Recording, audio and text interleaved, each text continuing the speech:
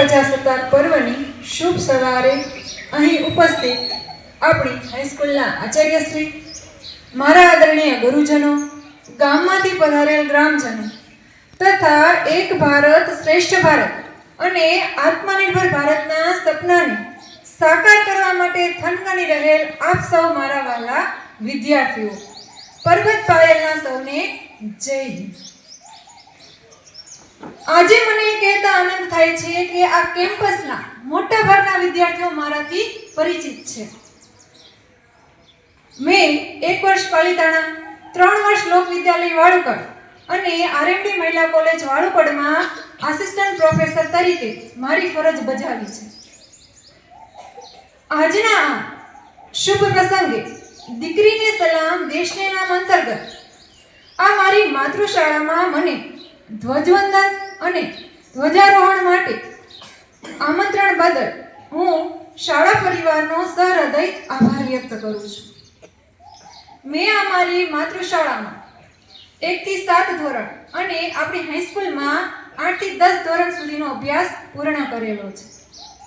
જેમ તમે અત્યારે દરેક કાર્યક્રમમાં હોંશે હોંશે ભાગ લ્યો છો ને, એમ હું પણ અહીંયા દરેક કાર્યક્રમમાં ભાગ લેતી। પછી તે 15મી ઓગસ્ટ હોય કે 26મી જાન્યુઆરી હોય કે પછી રમતગમત હોય કે પ્રાર્થના સભાનું સંચાલન હોય, જેમ અત્યારે હું આ શાળાના કેમ્પસમાં આવું છું ત્યારે મને મારા એ બાળપણની યાદો તાજા થાય છે।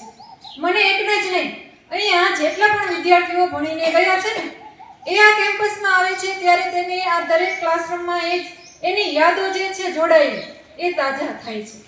એટલા માટે મને કહેવાનું મન થાય છે કે बचपन का वो भी एक दौर था, बचपन का वो भी एक दौर था, गणतंत्र में खुशियों का शोर था, न जाने क्यों हम इतने बड़े हो गए, इनसे अच्छा तो वो दौर और शोर भी था।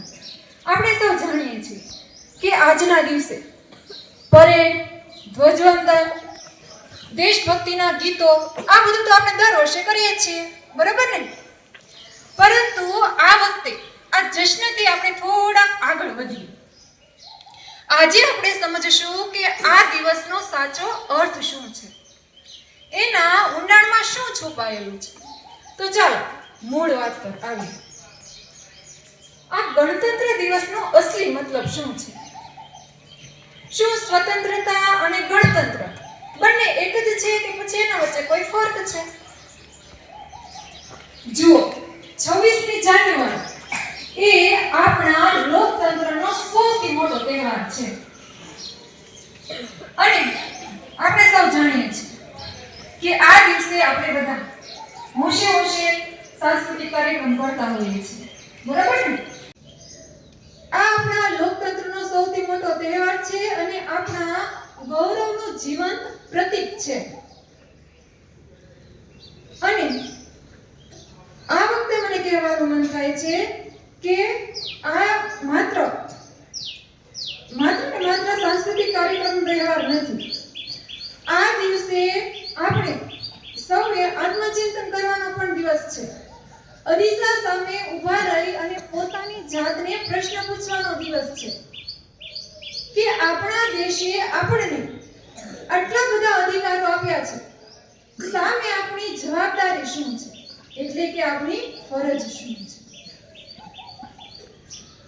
આ તો થઈ ઇતિહાસની વાત, બરાબર ને? ચાલો હવે આપણે વર્તમાનમાં આવીએ, એટલે કે 1950 થી લઈને આજ સુધી 2026 સુધી ભારતે જે સફર ખેડી છે ને એ અકલ્પનીય છે। તો ચાલો આપણે એ ગૌરવ ગાથા પર એક નજર નાખીએ। ભારતે આકાશમાં ગગનયાન અને ચંદ્રયાન મોકલવાથી લઈને દેશની સૌથી તેજ ગતિથી વિકસતી અર્થવ્યવસ્થા બનાવવા સુધી અને ગામડાના છેવાડાના માણસ સુધી ટેકનોલોજી પહોંચાડવા સુધી આ બધું શું બતાવે છે?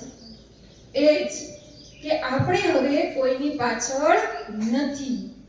આપણે હવે એવી વૈશ્વિક શક્તિ બની ચૂક્યા છીએ કે જેની નોંધ પૂરી દુનિયાએ લેવી પડે છે। હા, એક દિવસ હતો કે જ્યારે આપણે નાની નાની વસ્તુઓ માટે અન્ય દેશ પર નિર્ભર હતા, પરંતુ એ સમય બદલાઈ ગયો છે.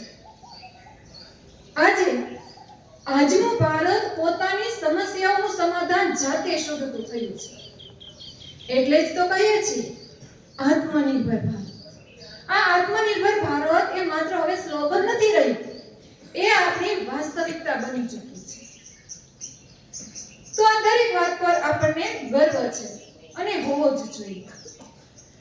હવે અસલી મતલબ ગણતંત્ર દિવસનો શું છે? આપણા દેશે આપણને ઘણા મૂળભૂત અધિકારો આપ્યા છે, જેમ કે વાણી સ્વતંત્રતા, શિક્ષણ, સમાનતા. પરંતુ આ બધા સામે આપણી ફરજો પણ છે. બંધારણે આપણને આ જે અધિકારો આપ્યા છે એ આપણા એક પ્રકારની ગેરંટી છે. પણ આપણે જાણીએ છીએ કે એક સિક્કાની કેટલી બાજુ હોય છે? બે. તો અધિકારો સાથે આવે છે આપણી ફરજો. અને જે વ્યક્તિ પોતાના અધિકારો સાથે ફરજો અદા કરે છે ને, એ જ છે સાચો દેશભક્ત. અને આ દેશભક્ત શબ્દ પરથી મને બે પંક્તિ યાદ આવે છે.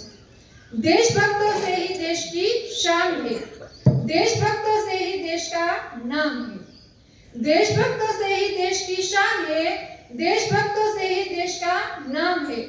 हम उस देश के फूल है वीरों, जिस देश का नाम हिंदुस्तान है, जिस देश का नाम हिंदुस्तान है. तो चलो હવે આપણે ભારતના એ સપનાની વાત કરીએ, એટલે કે 2047 ના ભારતના સપનાની.